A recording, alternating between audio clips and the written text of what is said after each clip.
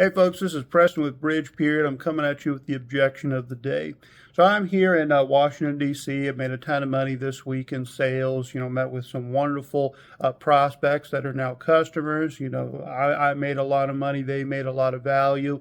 And I had the only real objection I had this week from my prospects was a simple no.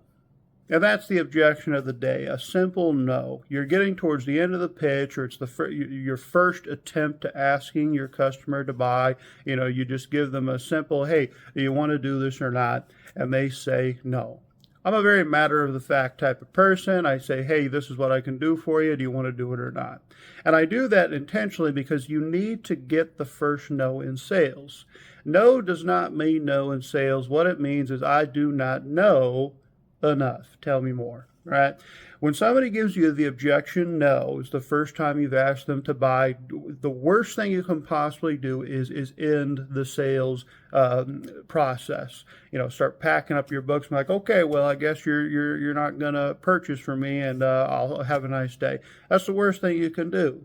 I can't tell you the last time I had a sale where I got them to purchase from me only asking them one time to buy. Truly, for most sales situations, whether you're selling multi-million-dollar contracts, whether you're selling cars, whether you're selling real estate, your own product or service, your business, you need to ask the customer to buy at least 5 times, on average, at least 5 times. I had some prospects here in D.C. that I must have asked them to buy 11, 12, 13 times until they finally told me yes, right? And when the customer tells you no the first time, the best thing that you can do to overcome that objection and continue the sales process to increase your chance of success is ask them a one-word question, and that's why. Why?